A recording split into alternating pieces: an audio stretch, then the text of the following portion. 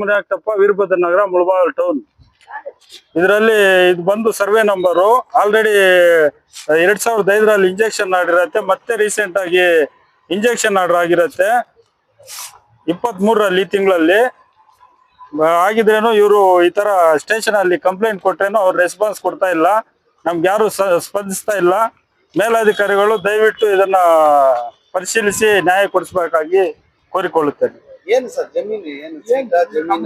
ಜಮೀನು survey number 96/6ರಲ್ಲಿ 20 ಗುಂಟೆ.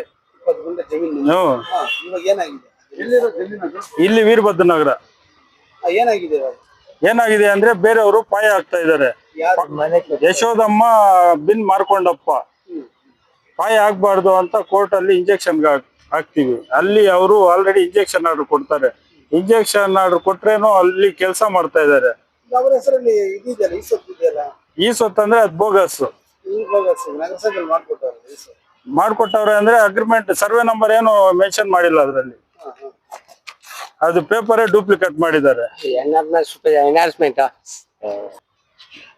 ನಮ್ದು ಅಲ್ಲಿ ಕೆಲಸ ನಿಲ್ಸ್ಬಿಡ್ಬೇಕು ಅಂತ ಸ್ಟೇ ಇದೆಯಲ್ಲ, ತಡೆಯಾಜ್ಞೆ ಇರುತ್ತೆ, ಅಲ್ಲಿ ಕೆಲಸ ಸ್ಟಾಪ್ ಮಾಡ್ಬೇಕಲ್ಲ. ಕೋರ್ಟ್ ಅಲ್ಲಿ ಕ್ಲಿಯರ್ ಆಗಿ ನಗರಸಭೆ ಕೊಟ್ಟೆ ಅವ್ರು ರೆಸ್ಪಾನ್ಸ್ ಕೊಡ್ತಾ ಇಲ್ಲ. ಕಮಿಷನರ್ ನನಗ್ ಬರಲ್ಲ ಅಂತ ಹೇಳ್ತಾ ಇದ್ದಾರೆ.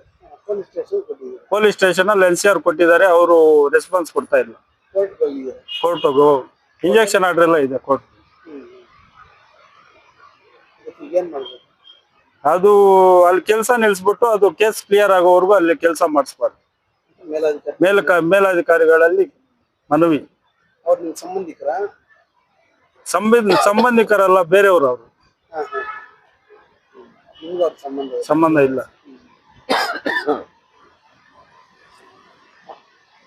ರೆಸ್ಪಾನ್ಸ್ ಕೊಡ್ತಾ ಇಲ್ಲ. ಕೋಲಾರ ಜಿಲ್ಲಾಧಿಕಾರಿಗಳಿಗೆ ಇನ್ಫಾರ್ಮ್ ಮಾಡಕ್ ಹೋಗ್ತಾ ಇದೀವಿ, ದೂರು ಕೊಡಕ್ಕೆ.